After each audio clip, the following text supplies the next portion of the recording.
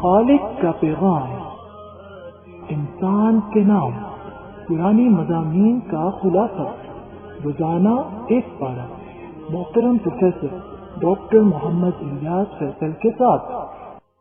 الحمدللہ وکفا والصلاة والسلام علی اشرف الرسل وخاتم الانبیاء وعلی آلہ واصحابہ نجوم الہدى، اما بعد فاعوذ باللہ من الشیطان الرجیم، بسم اللہ الرحمن الرحیم۔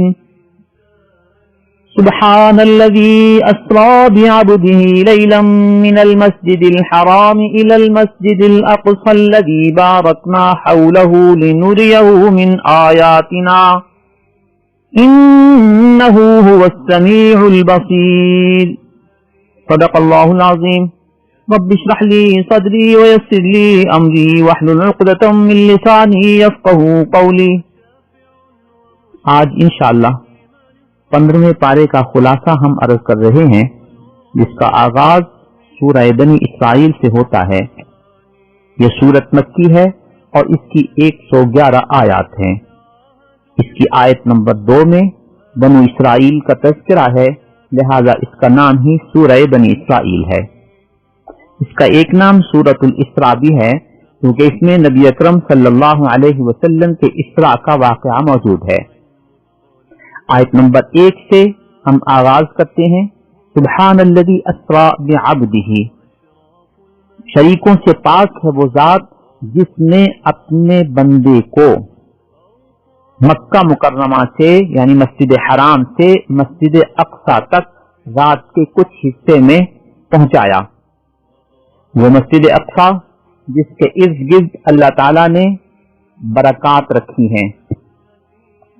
صحیح بخاری کی حدیث نمبر 349، 3207، 3887 باب المعراج، اور صحیح مسلم کی حدیث نمبر 411 اور 415 میں نبی اکرم صلی اللہ علیہ وسلم کے اسراء و معراج کا پورا تذکرہ مذکور ہے۔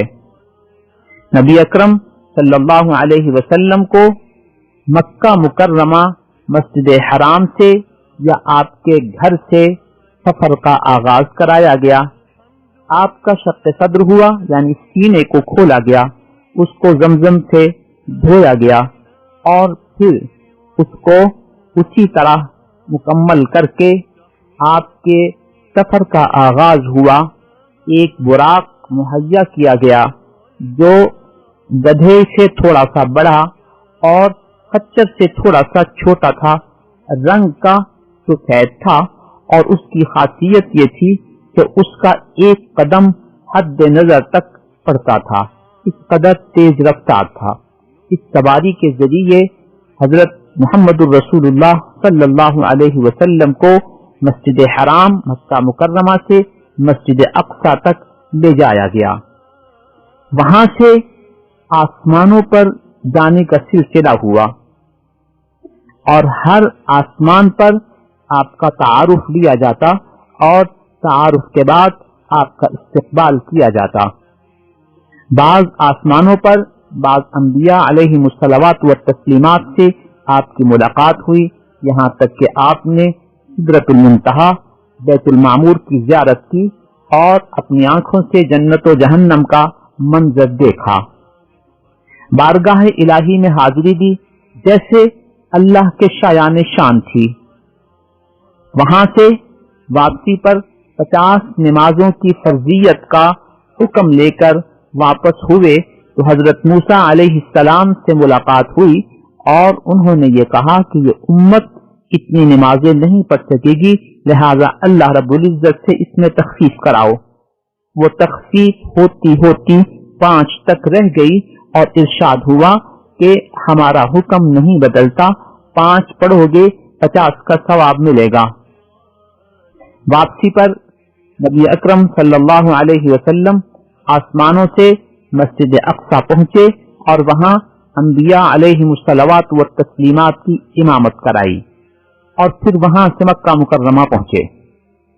رات کے کچھ حصے میں اللہ کی قدرت سے یہ معجزانہ سفر مکمل ہوا۔ سفر اسراء و معراج نبی اکرم صلی اللہ علیہ وسلم کے اہم معجزات میں سے ایک معجزہ ہے، اور اس پر ایمان لانا ہمارا عقیدہ ہے۔ معجزے کے بارے میں ہم نے گزارش کی تھی کہ معجزہ وہ ہوتا ہے جس میں اللہ کی قدرت کار فرما ہوتی ہے اور کسی نبی کے ہاتھ یا جسم پر وہ ظاہر ہوتا ہے۔ جب اللہ کی قدرت کا تذکرہ آئے گا تو پھر اللہ کے سامنے یہ ظاہری اسباب کوئی حیثیت نہیں رکھتے کہ عقل و فکر کی بنیاد پر اس پر کوئی اعتراض اٹھایا جائے یا کوئی انگلی اٹھائی جا سکے۔ صبح ہوتے ہی جب نبی اکرم صلی اللہ علیہ وسلم نے اہل مکہ کے سامنے اپنے اس سفر کا تذکرہ کیا تو کچھ عجیب مناظر سامنے آئے۔ بہت سے مشرکین نے اس واقعے کا مذاق اڑایا کہ دیکھو، یہ مکہ مکرمہ سے مسجد اقصی تک کا سفر 2 ماہ کا ہے۔ 2 مہینے کے سفر کو یہ نبی ایک رات میں مکمل کرنے کا دعویٰ کر رہا ہے۔ دیکھو، ہم نہیں کہتے تھے کہ یہ فرضی اور خیالی باتیں کرنے والا نبی ہے، آج تو بالکل واضح ہو گیا کہ اس نے ایسی بات کر دی جس کی تصدیق نہیں کی جا سکتی۔ یوں ان مشرکین نے نبی اکرم صلی اللہ علیہ وسلم کے اس مبارک سفر کا مذاق اڑایا۔ دوسری طرف کچھ ناپختہ ایمان والے لوگوں کے سامنے جب واقعہ معراج کا تذکرہ ہوا تو انہوں نے اس واقعے کو اپنی عقل و فکر کے معیار پر پرکھنے کی کوشش کی۔ جب ان کی عقل و فکر نے اس موقف کو سمجھنے کی صلاحیت نہیں پائی تو انہوں نے انکار کر دیا اور وہ اسلام سے مرتد ہو گئے۔ تیسرے نمبر پر نبی اکرم صلی اللہ علیہ وسلم کے سب سے زیادہ جانثار اور سب سے زیادہ قریبی سمجھے جانے والی شخصیت سیدنا ابوبکر صدیق رضی اللہ تعالی عنہ تھے۔ کچھ مشرکین سیدنا ابوبکر صدیق رضی اللہ تعالی عنہ کی خدمت میں گئے اور انہوں نے ان کو بھی ورغلانے کی کوشش کی کہ دیکھو ابوبکر، تم جس نبی کی نبوت کو مانتے ہو آج تو اس نے ایسی بات کر دی ہے جس کو عقل تسلیم ہی نہیں کر سکتی۔ انہوں نے پوچھا انہوں نے کیا فرمایا ہے؟ انہوں نے بتایا کہ وہ کہتے ہیں میں رات کے کچھ حصے میں مسجد حرام مکہ مکرمہ سے مسجد اقصی تک اور وہاں سے آسمانوں تک کا سفر کر کے واپس آیا ہوں۔ سیدنا ابوبکر رضی اللہ تعالیٰ عنہ نے ارشاد فرمایا اگر میرے نبی نے یہ بات کی ہے تو میں انہیں سچا سمجھتا ہوں، وہ سچ کہتے ہیں اور میں ان کی تصدیق کرتا ہوں۔ سیدنا ابوبکر صدیق رضی اللہ تعالیٰ عنہ کی اسی تصدیق کی وجہ سے، اسی اعتماد کی وجہ سے ان کا لقب صدیق ہو گیا۔ چوتھے نمبر پر کفار نے ایک عجیب سوال کر دیا کہ اگر آپ مسجد اقصی سے ہو کر آئے ہیں تو ہمارے کچھ سوالات ہیں، آپ ان کا جواب دیجئے کہ اس مسجد اقصی کے کتنے دروازے ہیں، کتنی کھڑکیاں ہیں، کتنے ستون ہیں، اس طرح کے سوالات انہوں نے کیے۔ اب ایک عجیب کیفیت تھی کہ اگر نبی اکرم صلی اللہ علیہ وسلم ان سوالات کے جوابات نہیں دیتے تو انہیں مزید اعتراض کرنے اور انکار کرنے اور لوگوں کو بہکانے کا موقع مل جاتا۔ اللہ رب العزت کی قدرت کہ اس کا اظہار ہوا صحیح بخاری کی حدیث نمبر 3886 میں ہے۔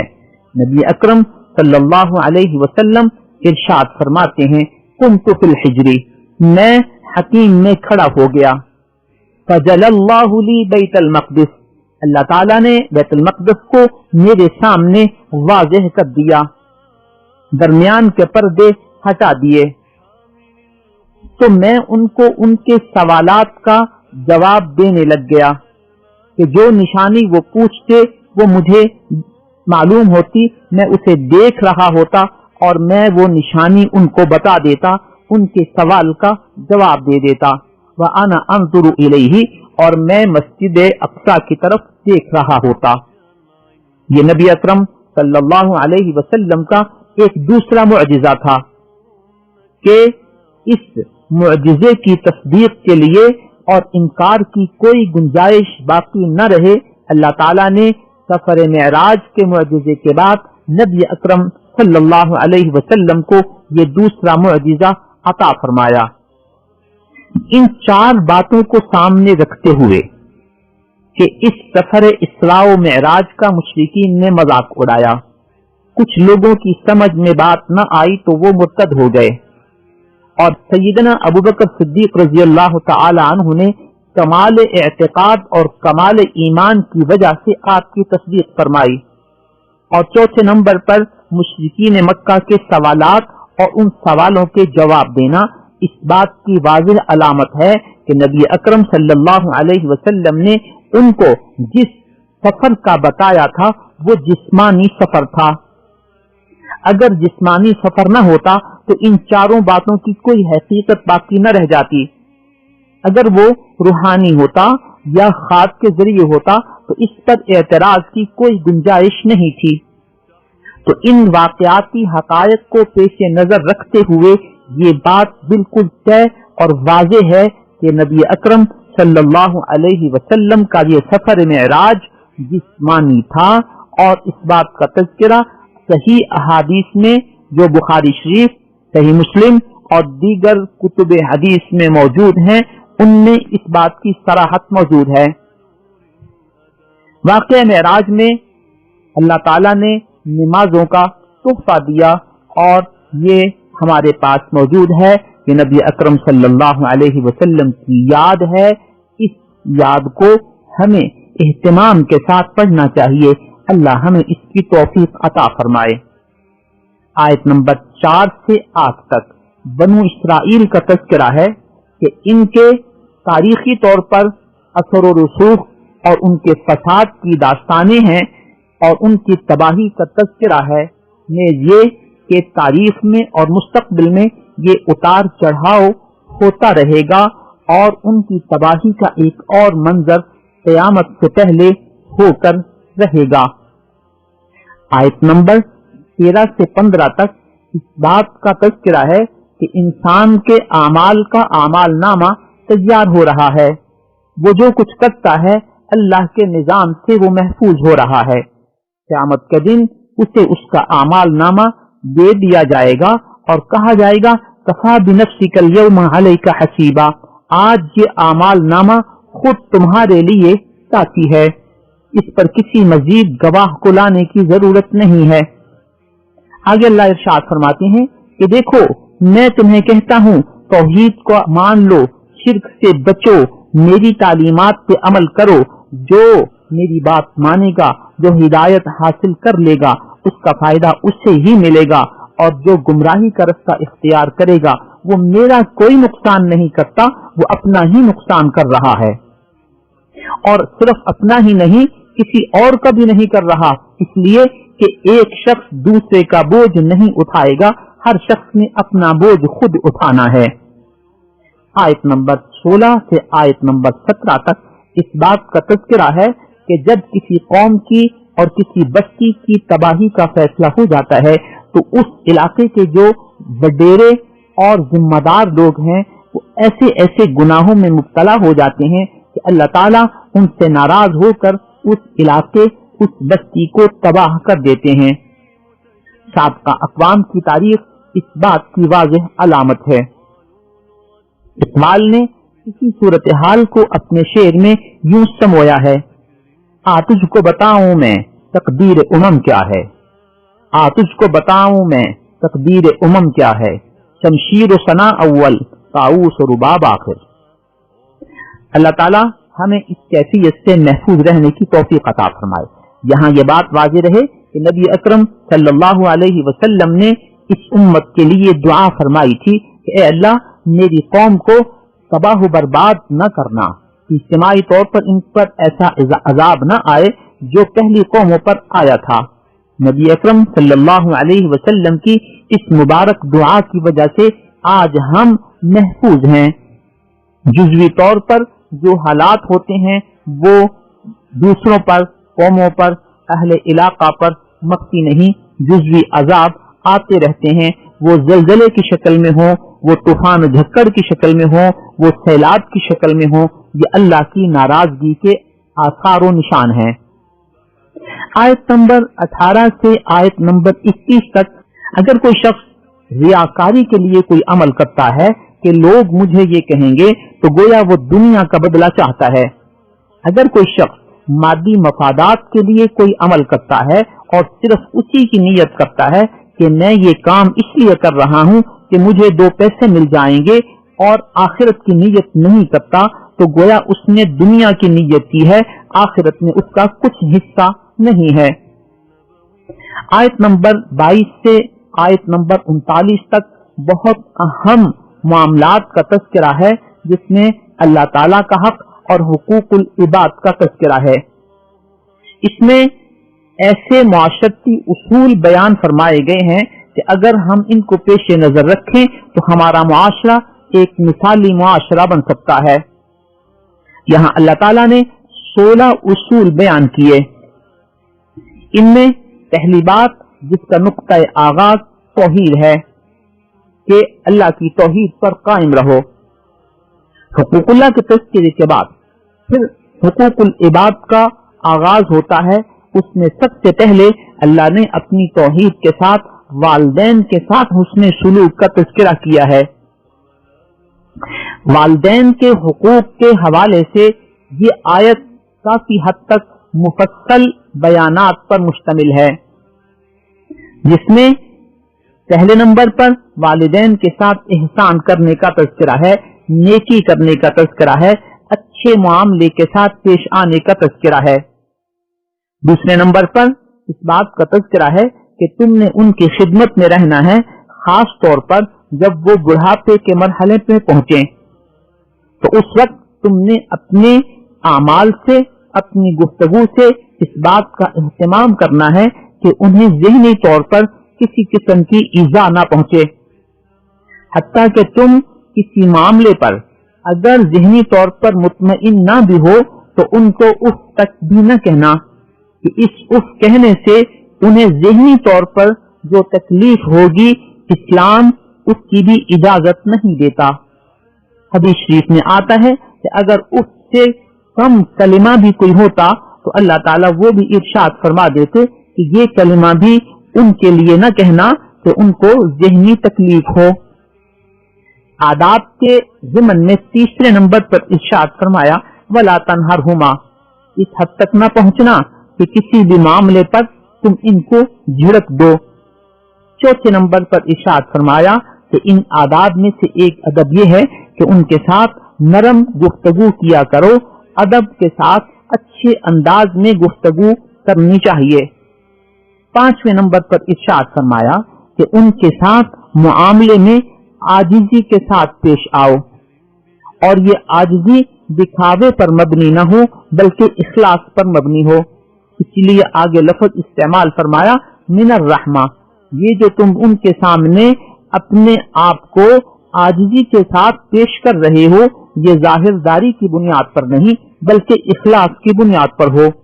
نمبر 6 ادب یہ بتایا کہ تم ان کی خدمت کے ساتھ ان کے حقوق ادا نہیں کر سکتے، اب اللہ سے دعائیں مانگو کہ اللہ تعالیٰ ان پر رحم کریں جیسے انہوں نے بچپن میں میری تربیت کی تھی، اللہ تعالیٰ ان کو میری اس تربیت کا بہتر اجر اور بہتر جزا عطا فرمائیں۔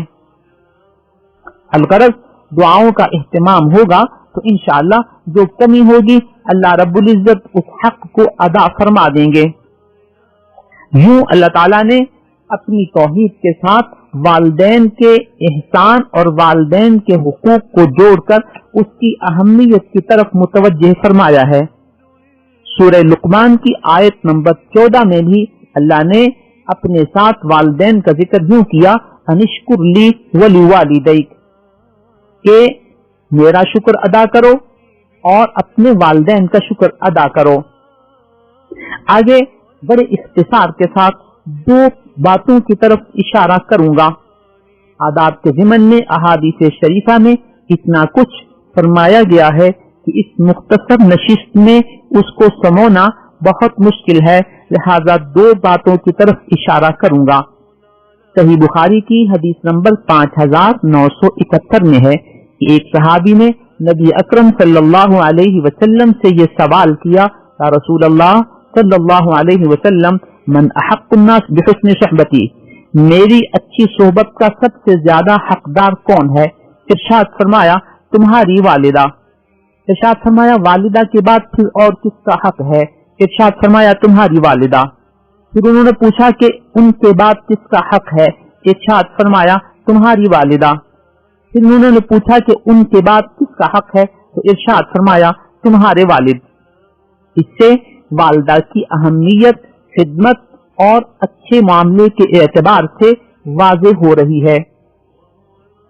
دوسری طرف مستدرک حاکم کی حدیث نمبر 7249 میں ہے، والد کے حوالے سے ارشاد فرمایا رضا الرب فی رضا الوالد، اللہ کی رضا والد کی خوشی میں ہے، وسخط الرب فی سخط الوالد، اور اللہ کی ناراضگی والد کی ناراضگی میں ہے۔ یہ حدیث صحیح ہے۔ دوسری طرف ایک اور موازنہ دیکھیے کہ سنن نسائی کی ایک حدیث 3104 میں ہے کہ ایک صحابی جن کا نام جاہمہ تھا، انہوں نے حاضر خدمت ہو کر ایک مشورہ چاہا کہ میرا جی چاہتا ہے میں جہاد کے لیے جاؤں۔ ارشاد نبوت ہوا تمہاری والدہ زندہ ہے؟ انہوں نے عرض کیا جی ہاں۔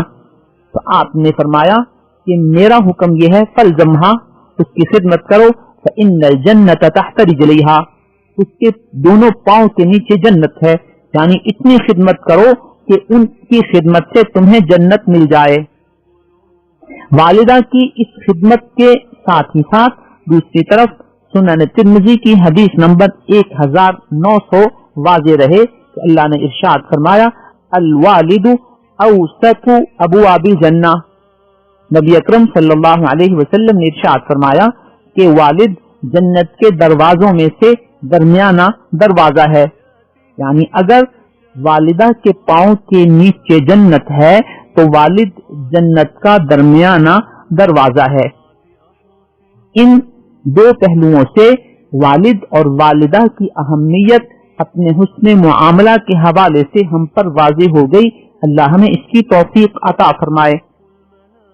حقوق العباد میں دوسری بات کے رشتہ داروں کے حقوق کا اہتمام کرنا، چھوٹے بڑے ہر رشتہ دار کی اہمیت اور حیثیت کے اعتبار ان کی عزت کرنا، اللہ نے توفیق دی ہو تو ان کی مالی اور جانی خدمت کرنا، اگر کسی وقت ان کو کسی ہمارے اخلاقی مالی تعاون کی ضرورت ہو تو اپنی توفیق کے مطابق ان کے ساتھ تعاون کرنا۔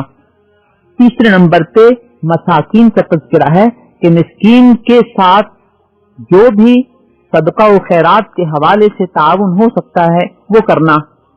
چوتھے نمبر پہ مسافر اگر سفر کی حالت میں اس کو ضرورت پڑ جائے تو اس کے ساتھ تعاون کرنا۔ اس مسافر کو کوئی نہیں جانتا، لہذا ہر مسلمان مسافر کو جانتا ہے کہ اللہ نے ہمیں اس مسافر کے ساتھ تعاون کا حکم دیا ہے۔ اس سے اسلام کی انسانیت ہم سب پر واضح ہوتی ہے۔ پانچویں نمبر پہ ارشاد فرمایا کہ ولا تبذر تبذیرا، فضول خرچی اور اسراف نہ کرو، اس لیے کہ فضول خرچی کرنے والے شیطان کے بھائی ہیں۔ فضول خرچی اور اسراف کسے کہتے ہیں؟ کہ بے ضرورت مال خرچ کرنا، کہ جس چیز کے بغیر ہمارا آسانی سے کام چل سکتا ہے وہاں ایسا مال خرچ کرنا کہ پیسہ ضائع ہو۔ دوسرے نمبر پر کسی ناجائز کام میں مال کو خرچ کرنا، چاہے وہ تھوڑا ہو چاہے زیادہ ہو۔ اس کی ایک مثال ناچ گانے کی مجالس میں اور محافل میں بیلیں دینا۔ یوں اس طرح کے ناجائز کاموں میں پیسہ خرچ کرنا یہ تبذیر و اسراف ہے۔ کھانے پینے کے معاملے میں بھی اسراف اور فضول خرچی سے بچنے کی ترغیب دی گئی ہے۔ چھٹے نمبر پہ، اگر سائل کو کچھ دینے کی استطاعت نہ ہو تو اسے اچھے الفاظ میں واپس کیا کرو۔ یہاں ایک مختصر بات عرض کر دوں کہ ہماری معاشرتی مشکل یہ ہے کہ ہمارے ہاں گداگری کا پیشہ پروفیشنل بن گیا ہے، جس کی وجہ سے مستحق اور غیر مستحق کو پہچاننا ہمارے لیے بہت مشکل ہو گیا۔ ہم ان کے ساتھ حسن معاملت، حسن تعاون کرنا چاہتے ہیں، لیکن یہ ہمارے راستے کی ایک رکاوٹ ہے۔ اس کا بہتر حل یہ ہے کہ آپ اپنے رشتہ داروں میں، جان پہچان والوں میں، اہل علاقہ میں اور خاص طور پر دکانداروں کی مشاورت کے بعد ایسے سفید پوش طبقے کی نشاندہی کریں جو باہر نکل کر نہیں مانگتے لیکن وہ مستحق ہیں۔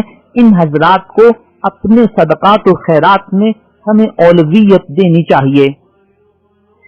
ساتواں حقوق یہ بیان کیا گیا کہ بخیلی نہ کرو اور اپنی بساط سے زیادہ خرچ بھی نہ کرو، یعنی اعتدال کی راہ اختیار کرو پیسوں کے خرچ اخراجات کے حوالے سے۔ 8ویں نمبر پہ، بچوں کو قتل نہ کیا کرو، اس خطرے سے کہ یہ بڑے ہو کر ہمارے رزق میں شریک ہو جائیں گے یا ہمارے ساتھ کھانا کھائیں گے۔ اللہ فرماتے ہیں رزق کا معاملہ یہ میرے سپرد ہے، یہ میرے فیصلے ہیں۔ اس دور میں جو اسقاط حمل بعض لوگ اسی ڈر سے کراتے ہیں وہ بھی اسی ضمن میں آتے ہیں۔ 9ویں نمبر پر یہ ارشاد فرمایا کہ زنا کے قریب نہ جاؤ۔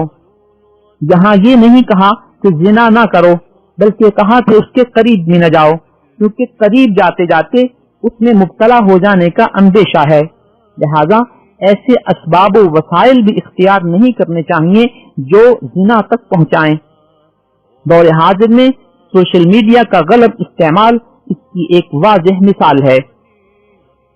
نمبر 10 یہ بیان کیا گیا کہ قتل نہ کرو۔ کسی شخص کو قتل کرنا اللہ رب العزت کے ہاں اتنا بڑا جرم ہے کہ مشرک اور قاتل کی سزا جہنم بتائی گئی ہے۔ ساتھ ہی ساتھ مقتول کے وارثوں کو بھی یہ ترغیب دی کہ اگر تم نے بدلہ لینا ہو تو تم بھی اسراف کا معاملہ نہ کرنا۔ جیسے ہمارے ہاں عموماً بعض قبائلی اور علاقائی رسوم میں یہ ہوتا ہے کہ انہوں نے ہمارا ایک آدمی مارا ہے، ہم اس کے 2 آدمی ماریں گے، ہم ان کے 5 آدمی ماریں گے، اور پھر جس کو ماریں گے وہ قاتل نہیں ہوتا بلکہ اس قبیلے کا ایک فرد ہوتا ہے جس کو قتل کرنے کی قطعاً شرعاً اور قانوناً اجازت نہیں ہے۔ 11 نمبر حق یہ بتایا گیا کہ یتیم کا مال نہ کھاؤ۔ یتیم کے مال کے حوالے سے خاص طور پر والد کی عدم موجودگی میں اس بچے کے چچا اور تایا اور دیگر رشتہ دار خاص طور پہ اس آیت کا مخاطب ہیں کہ وہ بچہ یا بچے چونکہ کمزور ہوتے ہیں، اپنا حق حاصل نہیں کر سکتے، تو بعض رشتہ دار بعض مواقع پہ ایسے یتیموں مسکینوں کا حق کھا لیتے ہیں۔ 12ویں نمبر پر یہ حق بتایا گیا کہ وعدہ پورا کرو، چاہے وہ معاملات سے تعلق رکھتا ہو، چاہے کسی اور حوالے سے وہ وعدہ کیا گیا ہو۔ 13واں حق یہ بیان کیا گیا کہ ناپ تول پورا کرو تاکہ کسی شخص کو نقصان نہ ہو، نہ قیمت دینے والے کو نہ قیمت لینے والے کو۔ 14ویں نمبر پر ایک بات یہ بتائی گئی کہ بلا تحقیق نہ کسی پر الزام لگاؤ اور نہ کوئی بات بلا تحقیق کہو، نہ کوئی بات بلا تحقیق سنو، اس لیے کہ جب کوئی شخص ایسی بلا تحقیق باتیں کرتا ہے تو یہ پروپیگنڈا پھیلتے پھیلتے خاندانوں میں اور معاشرے میں فساد کا سبب بنتا ہے۔ میڈیا میں ایسی بے تحقیق خبروں کی اشاعت ہمارے معاشرے میں ایسے بہت سارے اختلاف و انتشار کو جنم دیتی ہے۔ شاید یہی وجہ ہے کہ میڈیا پر شائع شدہ خبریں اور شائع شدہ باتوں کو عام طور پر عدالت بھی ایک حد سے زیادہ وزن نہیں دیتی۔ آج کل ہم सोशल मीडिया पे जो पोस्टें बिला तहकीक फॉरवर्ड करते हैं उसमें ये पेश नजर रहना चाहिए कि क्या इस पोस्ट का ताल्लुक किसी इस्लामी अकीदे या अमल से तो नहीं है। अगर उस हवाले की तस्दीक नहीं तो बिला हवाला ऐसी चीजों को शेयर करना ये मुनासिब नहीं है। आजकल देखने में ये आ रहा है कि बाज लोग फर्जी अहकाम और फर्जी फजाइल बयान करते हैं और उसके फर्जी हवाले देकर पोस्टें तैयार करके फैला देते हैं और ऐसी फर्जी पोस्टें बहुत ज्यादा मशहूर व मारूफ होती हैं जिन फजाइल का और जिन नेकियों का कुरान और हदीस के साथ कोई ताल्लुक नहीं होता। सूरह इखलास का पढ़ने से इतने साल के गुनाह माफ होंगे, इतने हजों के सवाब मिलेंगे और क्या से क्या फजीलतें बयान की गई होती हैं जिनका शरीयत से कोई ताल्लुक नहीं है। लिहाजा इन चीजों का हमें ख्याल रखना है। आगे अल्लाह फरमाते हैं इन्न समा वल बसरा वल फुआदा, कि तुम्हारे कान, तुम्हारी आंख और तुम्हारे दिल के हवाले से जो कुछ तुम सुनते हो, जो कुछ तुम देखते हो, जो कुछ तुम सोचते और फैसले करते हो, अल्लाह के यहाँ इनके सवालात किए जाएंगे। लिहाजा हम कान से सही बात सुने, आंख से सही चीज को देखें और दिल में सही बातों को जगह दें। यहाँ बात चल निकली है तो मैं अर्ज करता चलूं कि अल्हम्दुलिल्लाह मुस्तनद अज़कार के हवाले से हमने मुख्तलिफ ग्रुप बनाए हुए हैं ताकि हमारे मुअज़्ज़ज़ मेंबरान उसमें शरीक हों और ऐसे मुस्तनद अज़कार का एहतमाम करें जिनके फजाइल कुरान और हदीस में सही तौर पर वारिद हैं। मसलन हमारे ग्रुप में से दुरूद शरीफ का ग्रुप है, इस्तिग़फ़ार ग्रुप है, तीसरा कलिमा इसका ग्रुप है, सूरह फातिहा का व्हाट्सएप ग्रुप है, सूरह इखलास का व्हाट्सएप ग्रुप है, अस्माए हुस्ना का व्हाट्सएप ग्रुप है, सुब्हानल्लाहि व बिहम्दिही सुब्हानल्लाहिल अज़ीम का अलहदा एक ग्रुप है। तिलावत कुरान करीम और आयत करीमा के ये मुख्तलिफ ग्रुप अल्हम्दुलिल्लाह मौजूद हैं जिनमें यौमिया ये औराद व अज़कार किए जाते हैं, पढ़े जाते हैं, शेयर किए जाते हैं। यूं गोया हमें मुस्तनद अज़कार की तरफ आना है और फर्जी अज़कार और उनके फर्जी फजाइल से हमें बचना है, इसलिए कि ये नेकियां हमें अल्लाह ने देनी हैं और ये फर्जी बातें हमें किसने बताई, इन फजाइल के हवाले से। 15वां अदब ये सिखाया गया कि अकड़ कर न चलो, ये तकब्बुर की अलामत है, अल्लाह को नापसंद है। इसमें इंसान अपने आप को बड़ा समझता है, दूसरों को हकीर समझता है। 16वां अदब ये सिखाया गया कि तौहीद से हमने अपनी गुफ्तगू का आगाज किया था और तौहीद पर ही हम अपनी गुफ्तगू का इख्तिताम करते हैं, अल्लाह के साथ किसी को शरीक न ठहराना। आयत नंबर 44 में इस बात का तज़किरा है कि हर चीज अल्लाह ताला की तस्बीह बयान करती है लेकिन तुम इनकी तस्बीह को नहीं समझते। आज मौजूदा तहकीकात ने इस बात का एतराफ किया है कि हर जानवर बाहम गुफ्तो शुनीद में मसरूफ रहता है, हत्ता के दरख्त भी बाहम ऐसे इशारे भेजते हैं कि एक तरफ से कुछ इशारात जाते हैं और दूसरी तरफ से कुछ इशारात इस दरख्त तक पहुंचते हैं। अलगरज ये अल्लाह रब्बुल इज्जत का एक निजाम है, जहां तक हमारी समझ में आ सका है वहां तक हम समझते हैं और उससे जायद अल्लाह के इस बताने पर ईमान रखते हैं कि हर चीज अल्लाह की तस्बीह में मसरूफ है। आयत नंबर 49 से आयत नंबर 52 तक इस बात का तज़किरा है कि बाज लोगों ने इस बात पर ताज्जुब का इजहार किया कि जब हमारी हड्डियां गल जाएंगी तो फिर कौन हमें जिंदा करेगा। अल्लाह इरशाद फरमाते हैं कि जिसने तुम्हें पहली दफा पैदा किया था वही तुम्हें जिंदा करेगा। दूसरा उनका सवाल ये था कि ये क़यामत कब कायम होगी और कब हमें दोबारा जिंदा किया जाएगा। अल्लाह फरमाते हैं कि यह अल्लाह का हुक्म है, जब अल्लाह चाहेंगे उस वक्त क़यामत कायम कर देंगे। जब क़यामत कायम होगी और इनसे पूछा जाएगा कि दुनिया में तुम कितना वक्त ठहरे थे, तो वो कहेंगे बहुत थोड़ा टाइम हम ठहरे थे। गोया जिस थोड़े टाइम के लिए آج اپنی آخرت کو قربان کیا جا رہا ہے۔ جب اس وقت حقیقت واضح ہوگی تو پتہ چلے گا کہ دنیا میں جو وقت ہم نے گزارا تھا اس زندگی کے مقابلے میں وہ بہت تھوڑا ہے۔ آیت نمبر 61 سے 65 تک تخلیق آدم علیہ السلام اور ابلیس کی نافرمانی کا تذکرہ ہے۔ آیت نمبر 71 سے 72 تک اللہ فرماتے ہیں کہ کامیابی کا معیار یہ ہے کہ اس کا نامہ اعمال دائیں ہاتھ میں مل جائے۔ اللہ تعالیٰ ہمیں بھی دائیں ہاتھ میں نامہ اعمال عطا فرما دیں۔ آیت نمبر 78 79 میں واقعہ معراج میں جو نمازوں کا تحفہ ملا تھا انہی نمازوں کی فرضیت کی طرف اشارہ ہے اور ان کو قائم کرنے کی ترغیب دی گئی ہے۔ یہاں نبی اکرم صلی اللہ علیہ وسلم کو خاص طور پر تہجد کے اہتمام کا حکم دیا گیا ہے، جو ہمارے لیے مستحب ہے۔ اگر ہم پڑھیں تو بہت مبارک نماز ہے۔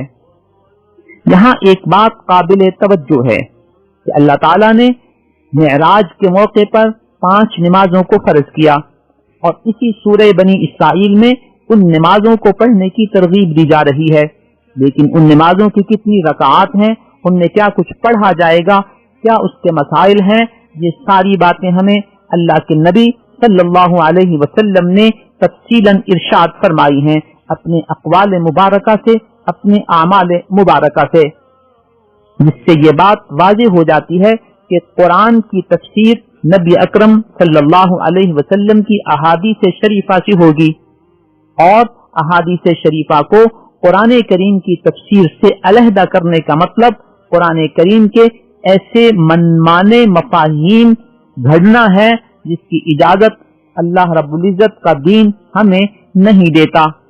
آج کل جو لوگ احادیث شریفہ کو قرآن کریم کی تفسیر سے دور کرنا چاہتے ہیں، بنیادی طور پر ان کا مقصد یہی ہوتا ہے کہ حدیث جب ہمیں کسی ایک حد میں بند کر دیتی ہے تو ہم وہاں پابند ہونے کی بجائے ایسے آزاد ہوں کہ من مانے اور من گھڑت مفہوم قرآن کریم کی ریسرچ اور قرآنک مطالعہ کے نام پر ہم پیش کرتے رہیں۔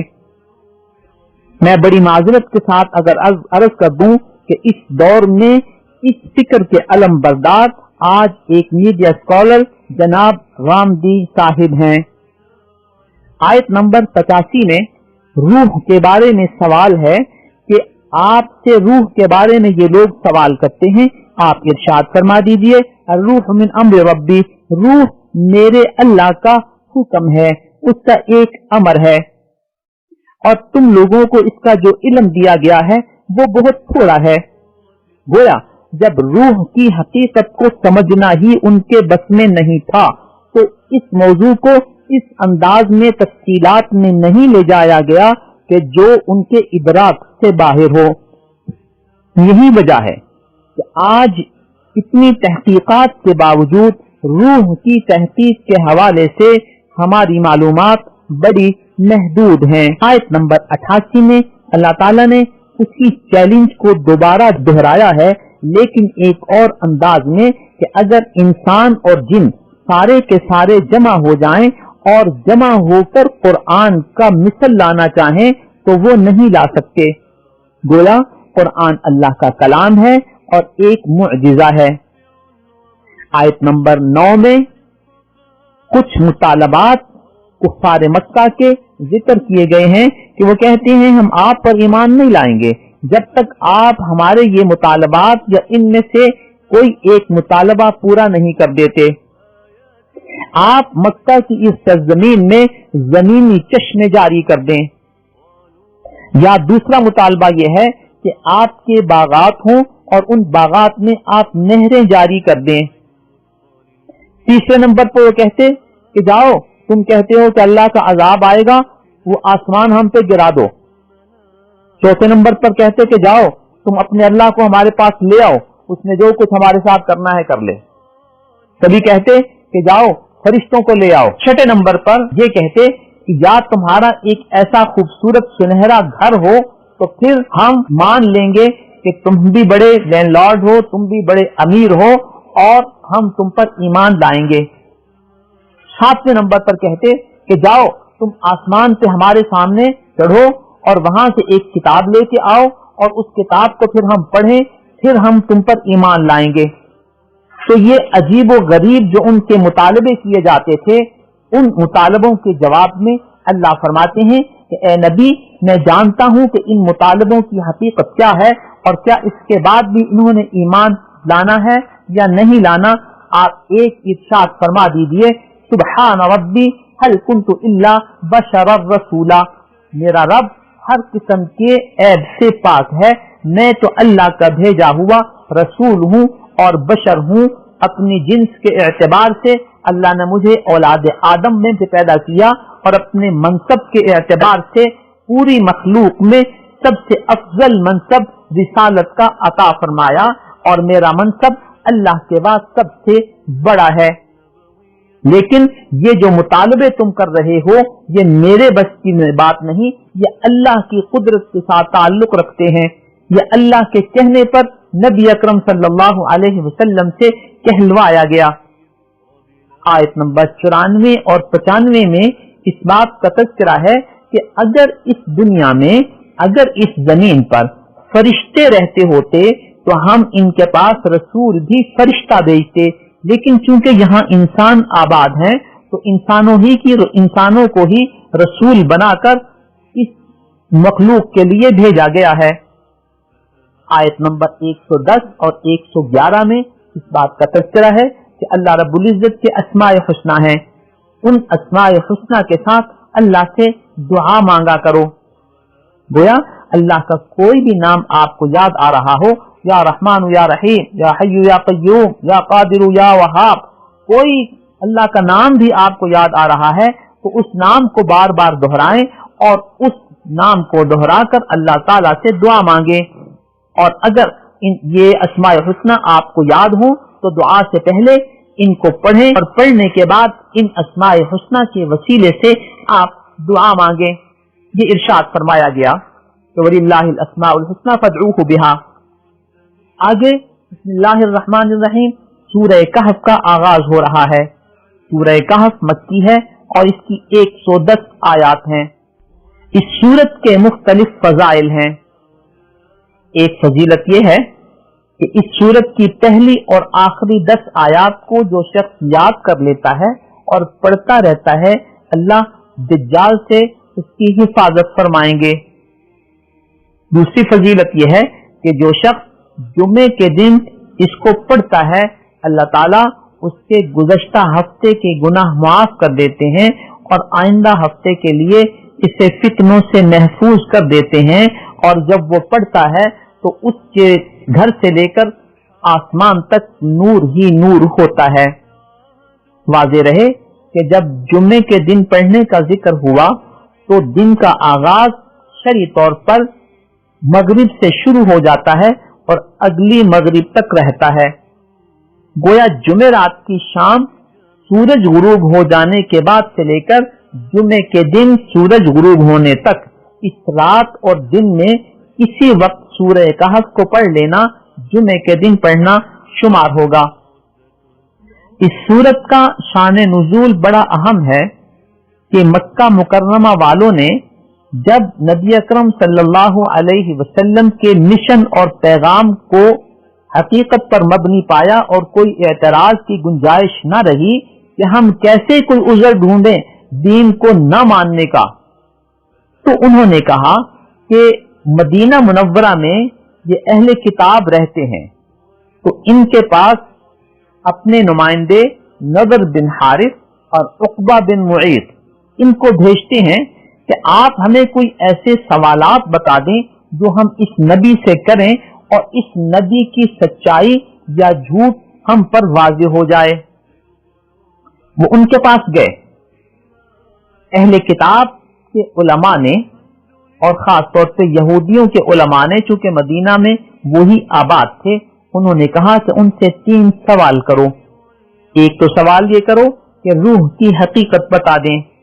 दूसरा सवाल ये करो कि कुछ नौजवान थे जो किसी शहर से अलहदा जाकर छुप गए थे, उन जवानों की कहानी اور ان کا واقعہ پس منظر کیا ہے؟ تیسرا سوال یہ کرو کہ ایک شخصیت جس نے زمین کے ایک کونے سے دوسرے کونے تک کا سفر کیا تھا، اس کا نام اور اس کا واقعہ کیا ہے؟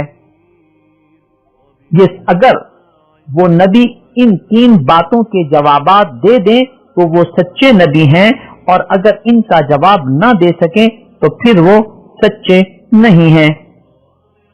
جب یہ سوال وہاں سے آ گئے اور انہوں نے آ کر نبی اکرم صلی اللہ علیہ وسلم کی خدمت میں یہ سوالات رکھے، آپ نے ارشاد فرمایا، میں کل تمہیں بتا دوں گا۔ عام طور پر چونکہ وحی آتی رہتی تھی، ذہن مبارک میں یہ تھا کہ جبریل آئیں گے، میں ان کے سامنے یہ سوال رکھوں گا، وہ اللہ رب العزت سے ان سوالوں کے جوابات لے کر مجھے بتا دیں گے، لیکن کل بتا دوں گا اس کے ساتھ انشاءاللہ کا جملہ ارشاد نہ فرما سکے۔ اللہ رب العزت کی طرف سے ہمیں بات سکھانے کے لیے اور ہمیں تعلیم دینے کے لیے کچھ دن وہی تاخیر سے آئی۔ آپ صلی اللہ علیہ وسلم چونکہ وعدہ کر چکے تھے، لہذا انتظار میں رہے۔ جب وہی آئی تو اس میں ان سوالات کے جواب موجود تھے۔ ایک سوال یہ تھا کہ وہ نوجوان جو شہر سے علیحدہ جا کر روپوش ہو گئے تھے، ان کا واقعہ کیا ہے؟ تو اس صورت میں بتا دیا گیا کہ اسی دور میں ایک طبقہ تھا جو سالانہ میلہ لگاتا، اور اس میں ان کا غلط عقیدے والا بادشاہ بھی شریک ہوتا، اور اس میں غیر اللہ کی عبادت ہوتی، غیر اللہ کے نام پہ نظر و نیاز دی جاتی، اور ان کے نام پہ جانوروں کو ذبح کیا جاتا۔ اس صورتحال کو دیکھ کر ایک نوجوان نے سمجھانے کی کوشش کی جو بڑا با اثر تھا کہ تمہاری یہ بات مجھے سمجھ نہیں آتی کہ وہ اللہ جو اس نظام کو چلا رہا ہے، اس اللہ کی عبادت کرنے کے بالمقابل تم ایسی چیزوں کی عبادت کرتے ہو جنہوں نے کچھ پیدا نہیں کیا۔ اس کی یہ بات اور اس کی آواز کچھ نوجوانوں کی سمجھ میں آنی شروع ہوئی، اور وہ اس مجلس سے علیحدہ ہونے لگے اور ایک درخت کی چھاؤں میں آ کر بیٹھنے لگے۔ یہ سب چونکہ منفرد سوچ کے حامل تھے، تو ابتدا میں انہوں نے باہم تعارف نہیں کیا کہ پتہ نہیں ساتھ والے کا نظریہ کیا ہو۔ تھوڑی دیر بعد انہوں نے ایک دوسرے سے پوچھا کہ ہم یہاں کیوں جمع ہیں؟ ہر شخص نے یہی بتایا کہ اس نوجوان نے جو بات کی ہے مجھے اس سے اتفاق ہے کہ یہ سارا شرک غلط ہے، اللہ ہی کی عبادت ہونی چاہیے۔ یہ نوجوان مل کر اپنی عبادت اللہ کے حضور پیش کرتے رہے اور توحید پر مبنی تصور کی روشنی میں عبادت کو جاری رکھے۔ ان کی شکایت جب بادشاہ تک پہنچی تو بادشاہ نے ان کے وجود کو خطرہ محسوس کیا کہ اگر یہ اسی طرح توحید پر مبنی عبادت کرتے رہے تو یہ اثر و رسوخ پر مبنی لوگ ہیں اور علاقے میں ان کا اثر پھیل جائے گا اور میرا تسلط کمزور ہو جائے گا۔ لہذا اس نے انہیں بلایا اور بلا کر تنبیہ کی کہ میں تمہیں کچھ مہلت دیتا ہوں، تم سوچو اگر تم نے اسی نظریے پر قائم رہنا ہے تو پھر تمہیں سزا دی جائے گی، اور اگر تم اس سے براءت کا اعلان کر دو گے تو تم ہمارے معاشرے کے فرد ہو۔ جب انہوں نے اپنی زندگی خطرے میں محسوس کی تو وہ شہر سے دور ایک جگہ چلے گئے اور ایک غار میں روپوش ہو گئے، جہاں ان کو نیند آ گئی۔ اللہ فرماتے ہیں کہ جب ان کو نیند آئی وَنُقَلِّبُهُمْ ذَاتَ الْيَمِينِ وَذَاتَ الشِّمَالِ، ہم ان کی دائیں بائیں کروٹیں بدلتے رہے۔ کروٹیں بدلنے کا مقصد یہ ہوتا ہے عام طور پر کہ اگر کوئی بھی انسانی جسم مٹی پر پڑا رہے تو مٹی اس جسم کو کھانا شروع کر دیتی ہے، لیکن جب انسان اپنی کروٹیں بدلتا رہتا ہے اور جسم کا ایک حصہ مسلسل مٹی کے ساتھ نہیں لگتا تو وہ اس کے اثر سے محفوظ رہتا ہے۔ यूं 300 साल तक ये लोग सोए रहे और जब बेदार हुए तो इन्हें भूख महसूस हुई। लिहाजा उन्होंने अपने एक नुमाइंदे को मुंतखब किया और उसे कहा कि तुम जाओ हमारे लिए खाना लेकर आओ।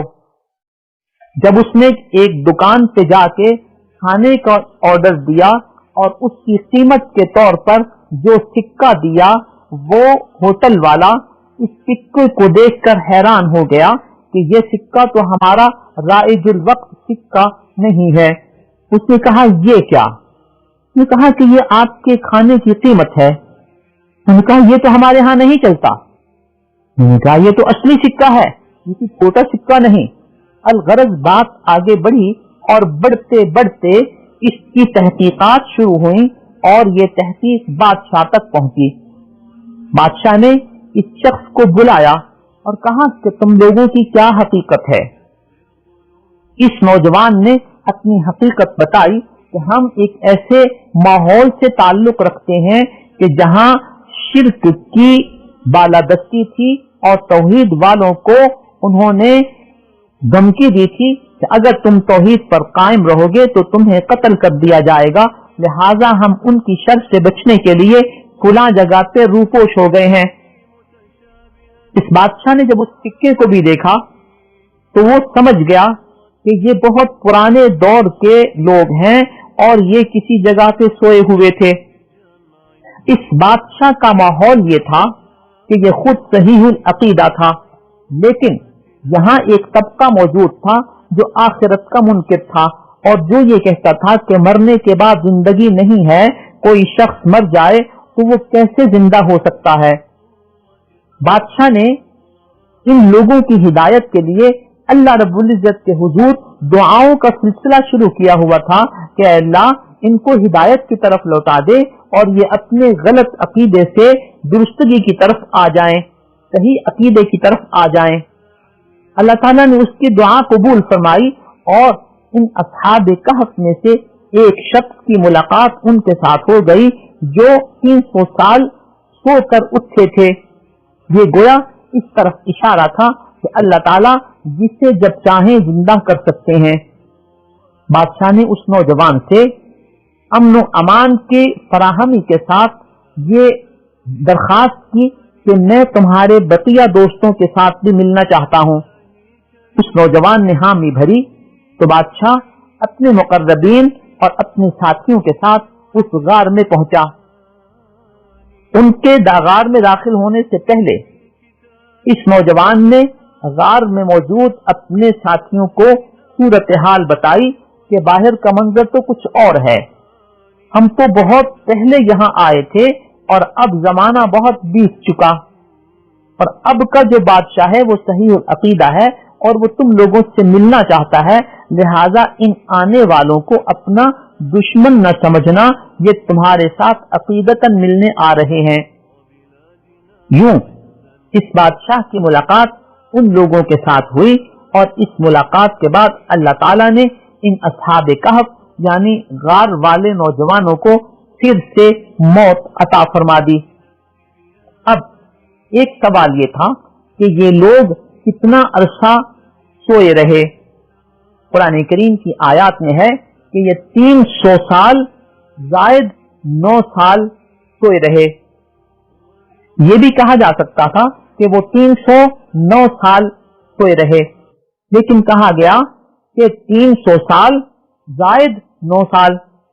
ये एक बड़ा लतीफ इशारा था कि शमसी साल के हवाले से 300 साल को अगर कमरी सालों के हवाले से गिना जाए तो वो 309 साल बनते हैं, क्योंकि हर 100 शमसी सालों के गुजरने के बाद 3 कमरी साल जायद हो जाते हैं।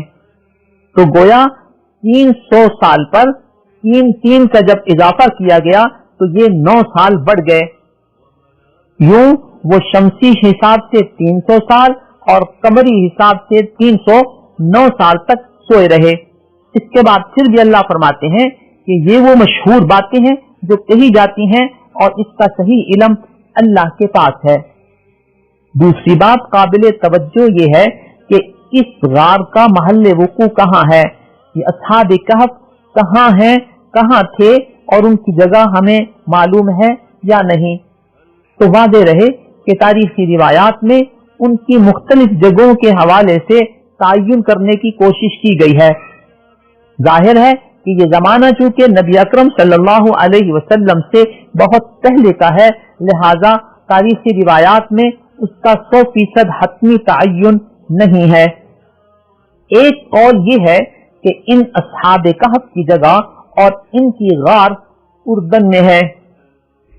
اس غار میں اللہ تعالیٰ نے اس عاجز اور فقیر کو بھی جانے کی توفیق عطا فرمائی، اور میں نے وہ غار دیکھی ہے اور اس غار کے اندر داخل بھی ہوا ہوں، اور ان قبور شریفہ کے نشانات بھی دیکھے ہیں، اور وہاں ان کی کچھ باقی چیزیں وہ بھی محفوظ رکھی ہوئی ہیں، اور جو علامات کہ اس کے اوپر ایک مسجد ہوگی اس کے اثرات بھی وہاں موجود ہیں۔ واللہ عالم، اگر یہ جگہ ہے تو یہاں اللہ نے مجھے بھی حاضری کی توفیق عطا فرمائی۔ تیسری بات اس واقعے کے حوالے سے یہ ہے کہ اللہ ارشاد فرماتے ہیں وَلَا تَقُولَنَّ لِشَيْءٍ إِنِّي فَاعِلٌ ذَلِكَ غَدًا إِلَّا أَن يَشَاءَ اللَّهُ۔ امت کو تعلیم دینے کے لیے یہ ارشاد فرمایا گیا کہ آپ کسی بھی موقع پر یہ بات نہ کہیں کہ میں کل یہ کام کروں گا، مگر ساتھ یہ کہیں کہ انشاءاللہ اگر اللہ نے چاہا تو پھر میں یہ کام کروں گا۔ ہمیں بھی اس ادب کو پیش نظر رکھتے ہوئے اپنے معاملات میں اس انشاءاللہ کا استعمال کرنا چاہیے، کیونکہ یہ کام ہو سکے گا یا نہیں حتمی طور پر یہ اللہ کا علم ہے، ہمارے علم میں یہ نہیں ہے۔ ہمیں نیت تو اس کام کے کرنے کی چاہیے، لیکن اس کے ساتھ انشاءاللہ کہہ کر اللہ کی مدد اور اس کام کو اللہ کی طرف منسوب کرنا چاہیے۔ آیت نمبر 29 میں اللہ تعالیٰ نے ایک بڑی واضح بات بتا دی کہ یہ حق جو اللہ کا پیغام ہے یہ تمہارے پاس آ چکا ہے۔ فمن شاء فلیؤمن ومن شاء فلیکفر، جو ایمان لانا چاہتا ہے وہ ایمان لائے، اور جو کفر پر قائم رہنا چاہتا ہے وہ کفر پر قائم رہے۔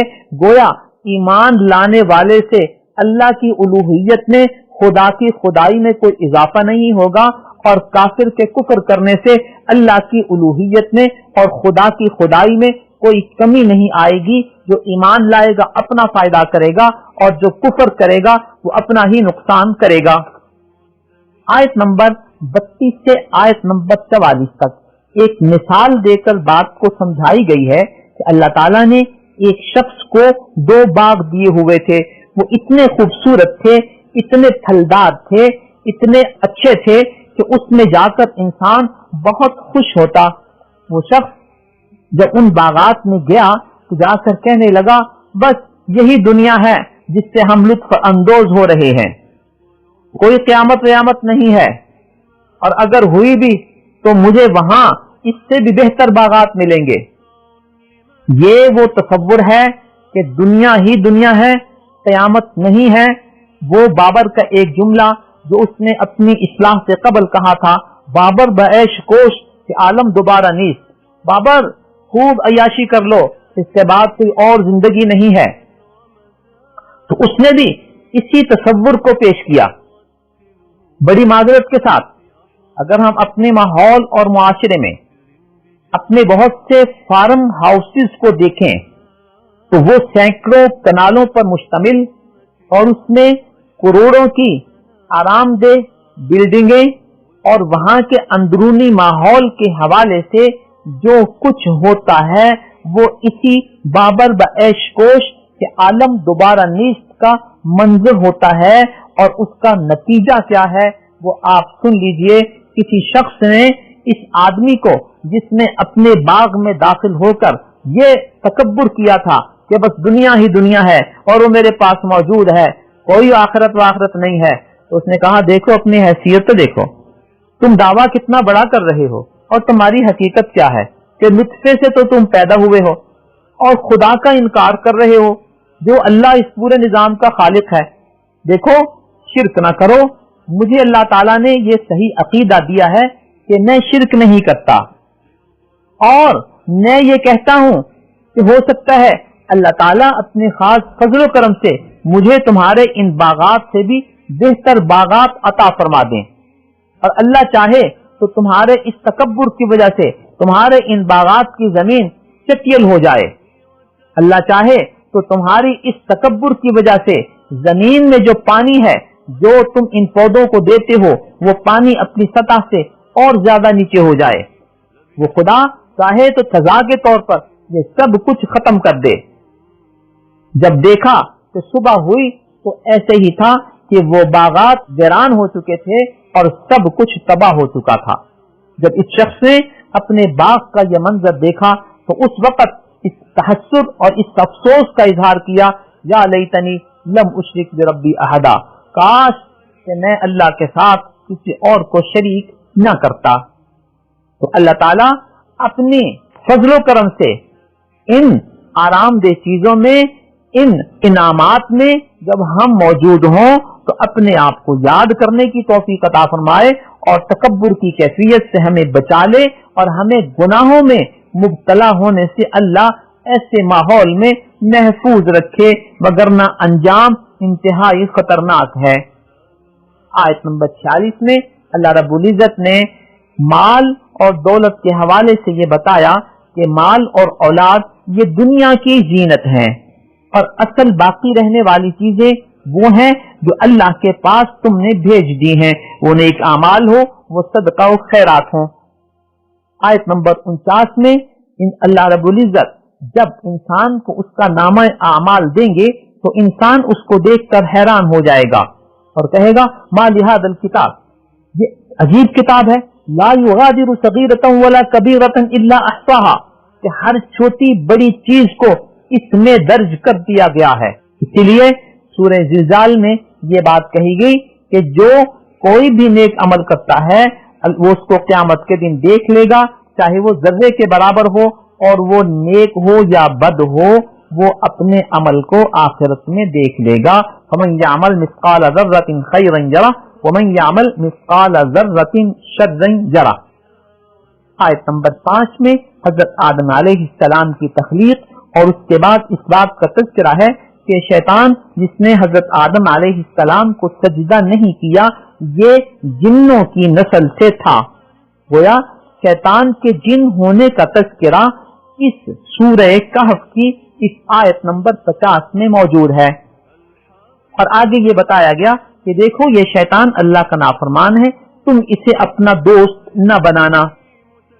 نیز اس بات کا ذکر ہے کہ اللہ تعالیٰ نے مسلسل رسولوں کو بھیجنے کا سلسلہ انسانیت میں جاری رکھا تاکہ ہدایت کا پیغام ان تک پہنچتا رہے۔ جن لوگوں نے ایمان لایا ان پر اللہ نے ان کو دنیا و آخرت میں اپنے فضل و کرم سے نوازا، اور جنہوں نے انکار کیا اللہ نے ان کو دنیا میں بھی غارت کیا، آخرت میں بھی ان کے لیے جہنم ہے۔ محترم سامعین، آیت نمبر 60 سے حضرت موسیٰ علیہ السلام اور حضرت خضر علیہ السلام کے واقعے کا آغاز ہو رہا ہے، اور اس میں کچھ واقعہ اس 15ویں پارے کے آخری صفحے پر اور کچھ واقعہ 16ویں پارے کے آغاز میں ہے، لہذا انشاءاللہ اس واقعے کا تذکرہ ہم کل آپ کی خدمت میں پیش کریں گے اور اس کا آغاز انشاءاللہ کل سے ہوگا۔ اللہ رب العزت ہمیں قرآن کریم سے وابستہ رکھے، قرآن کریم کو پڑھنے، قرآن کو سمجھنے، قرآن پر عمل کرنے اور قرآن کی دعوت دینے کی توفیق عطا فرمائے، آمین۔ وآخر دعوانا ان الحمد للہ رب العالمین۔ نظروا لطيبة ونور طه يسطعون